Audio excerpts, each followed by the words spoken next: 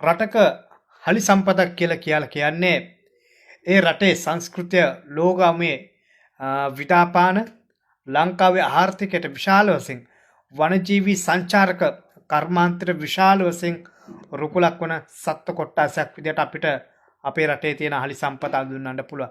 ඉතින් මේ අපේ රටේ විතරක් නෙමෙයි මුළු ලෝකෙම ඉන්න අලි සම්පත අනිවාර්යයෙන්ම ආරක්ෂා කිරීම ඒ රටවල වලට වගේම ඒ රටේ වල ඉන්න නායකයන්ට වගේම ඒ රටවල ඉන්න පුරවැසියන්ටත් විශාල යුතුකමක් තියෙනවා. ඉතින් අද අපි කතා කරන්නේ මේ පසුගිය දින කීපය තුළ මීන්තලේ සිප්පකුළුම ප්‍රදේශයේ එක්තරා හන්ද අලියෙක් සැරසරපු අවස්ථාවේදී සිප්පකුළුම ඉන්න කාලකන්ණි අවජාතක පරයෝ කීප දෙනෙක් එකතු වෙලා මේ අන්ද අලියට අමානුෂික ලෙස පහර දීලා ඝාතනයට ලක් කරලා තියෙනවා. ඒ විතරක් නෙවෙයි එසේ මෙසේ වදින් සවන්න මේ කරලා තියෙන පාර දීලා ඒ අන්ද අලියට ගිනි පන්දම් වලින් පුච්චලා ඒ අලියව ඝාතනයට ලක් කරනවා. ඉතින් මොනතරම් තිරිසන් මිනිස්සුද අපේ ලංකාවේ ඉන්නේ. ඉතින් පසුගිය දිනක අපිට මතකයි මේ තිත්ව සුළු කුණාටුවෙන් ගොඩාක් මිනිස්සු බැට කෑවා. ස්වභාවික වේසන වලින් ගෙවල් නහය ගියා. ගම් වතුර වලින් අහිංසක ජීවිත ප්‍රමාණයක් මේ ගසාගෙන ගිහිල්ලා මිනිස්සු 700 ගණනකට අධික සංඛ්‍යාවක් නිරපරාධේ රට දැයට අහිමි වුණා.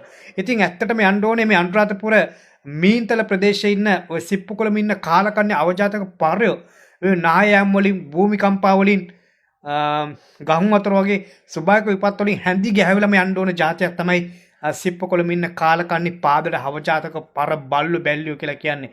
ඉතින් කාටවත් කිසිම අයිතියක් නැහැ අහිංසක සත්වයකට මේ විදිහට අමානුෂික ලෙස පහර දීලා ජීවත් වීමේ අයිතිය නැති කරන්න. මොකද මේ ලෝකෙම මේ පෘථුවිය වගේම මේ ශ්‍රී ලංකාව කියන පිම්බිම සෑම මිනිස්සෙකුටම ජීවත් වීමේ අයිතිය වගේම ඒ මිනිසට අයිතිය තියෙන වගේම අපේ රටේ ඉන්න සතා සිව්පාවට පවා ඒ කියන්නේ වීදි සුනකයට පවා අපේ ලංකාවේ ජීවත් වීමේ අයිතිය තියෙන. මොකද මේ හලියතුන් කියලා කියන්නේ ශ්‍රී ලංකාවේ අවුරුදු දසදහස් ගානකට කලින් අපේ ලංකාවේ මිනිසත් එක්ක ජීවත් වෙච්ච මිනිසත් එක්ක සුවඳවම මිනිසත් එක්ක හාදරෙන් ජීවත් වෙච්ච සත්වෙක්. ඉතින් ඇත්තම කියනවා නම් මේ මෙවැනි හලියතුන්ගේ මේ වාසස්ථාන මේ කැලෑ හිලිමාන කරලා මේ සත්තුන්ටත් යන මන් නැති කරේ අපේ ලංකාවේ ඉන්න කාලකන්ණි පාදඩ පාලකයෝ වගේම උන්ට ගොඩටලපු අර මැතියමුතිවරු කියලා ගන්න කාලකන්ණියෝ තමයි.